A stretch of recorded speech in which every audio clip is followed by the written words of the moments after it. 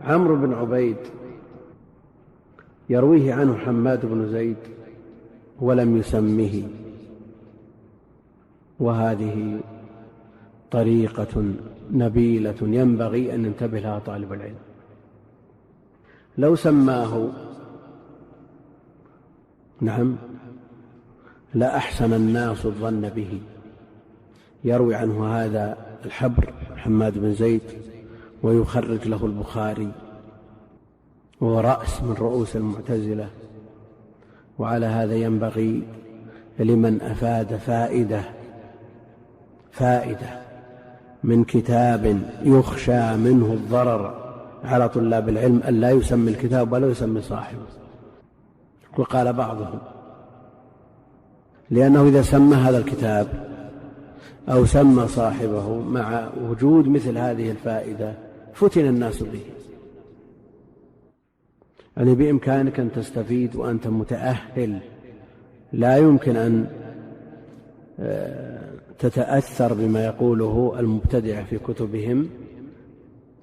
إذا كانت لديك أهلية التمييز بين الحق والباطل وتعرف كيف تتخلص من هذا الباطل بحيث لا يؤثر عليك من هذه الشبهة، فلك أن تستفيد. واستفاد أهل العلم من كتب المبتدعة، استفادوا من تفسير الزمخشري، استفادوا من تفسير الرازي، استفادوا من شروح كتب السنة وفيها ما فيها من المخالفات العقدية، لكن بحذر. الكتاب الذي ضرره أكثر من نفعه على متوسط المتعلمين كالكشاف والرازي وغيرهما من المنظرين للبدع الذابين عنها المثيرين للشبه، مثل هذا يستفيد منه المتمكن الذي لا يخشى عليه. أما متوسط طلاب العلم لا ينبغي أن يقرأوا في هذه الكتب. هذا المتمكن إذا استفاد ووجد فائدة من هذه الكتب التي لا ينصح صغار المتعلمين بقراءتها، يقول قال بعضهم، أو قال بعض المفسرين، أو قال بعض الشراح وما أشبه ذلك، لئلا يفتن بها من لا يعرف حقيقة أمرها. فالإبهام فيه فوائد، فإما أن يخشى من افتتان الناس به وهو مبتدع، أو يخشى أن لا يروج الكتاب بسبب ذكر اسمه في بعض المجتمعات. يعني لو قلت قال الإمام المجدد الشيخ محمد بن عبد الوهاب في مؤلف راحل بعض الأقطار الذين يعادون دعوة الشيخ، يمكن يكسد الكتاب ولا يستفاد منه، بل يحرق ويتلف، وهذا حاصل. ولذا بعض كتب الشيخ رحمه الله كتب عليها غير منسوب لأبيه، نسب إلى جده محمد بن سليمان التميمي. في شرح الطحاوية لابن أبي العز النقول بالصفحات من كتب شيخ الإسلام وابن القيم من غير تسمية.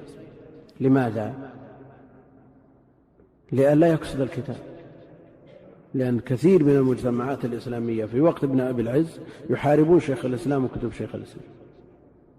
فهذه طريقة لإيصال الفائدة من غير أثر سلبي، فأنت عليك أن توصل الفائدة بأي طريقة. أحيانا يذكر بعض الأمور التي ليس الخلل فيها كبيرا، من أجل أن يروج هذا العلم. قد يقول قائل نيل الأوطار مع أهميته وسبل السلام رغم ما فيهما من فوائد ذكرت فيها مذاهب لا يرتضيها أهل السنة ولا يعتدون بأقوال قائلها. لماذا؟ لأنها صنفت في مواضع وبلدان هم غالب سكانها هذه المذاهب، فلو لم تذكر هذه المذاهب ما راج الكتاب ولا انتفع به.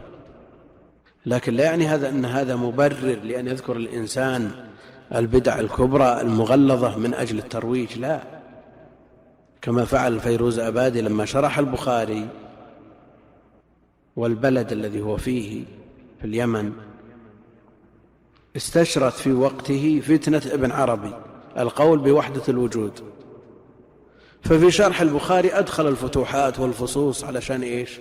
يروج الكتاب. معقول يروج الكتاب؟ لا تألف يا أخي، الأمة ليست بحاجة إلى مثل هذا التأليف، إيش يروج الكتاب؟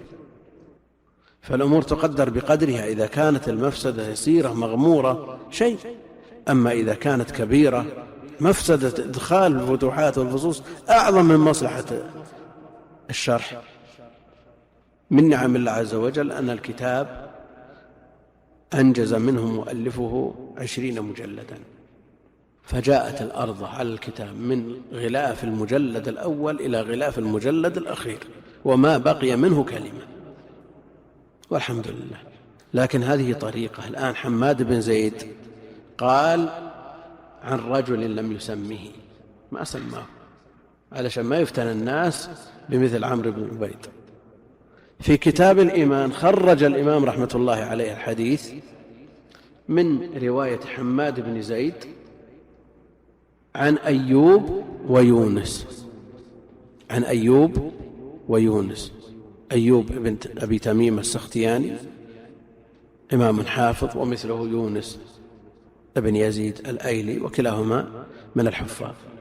كون البخاري أورده مبهما هنا لأن الأبواب كلها في باب القتل والفتن، وأراد أن يغير، لأن البخاري إذا أراد أن يروي الحديث يكرر الحديث لا بد أن يغير في السند أو في المتن، يأتي برواية تختلف عن الأولى ولو بشيء يسير، لأنه جرت عادته أن لا يكرر الحديث في موضعين بسنده ومتنه، بسنده ومتنه يكرر الحديث في موضعين، لا يكرر إلا نادرا، يعني في نحو 20 موضع فقط من كتابه رحمه الله. فجاء به مبينا في أول الكتاب وفي آخره أو في أواخره أبهم المروي عنه.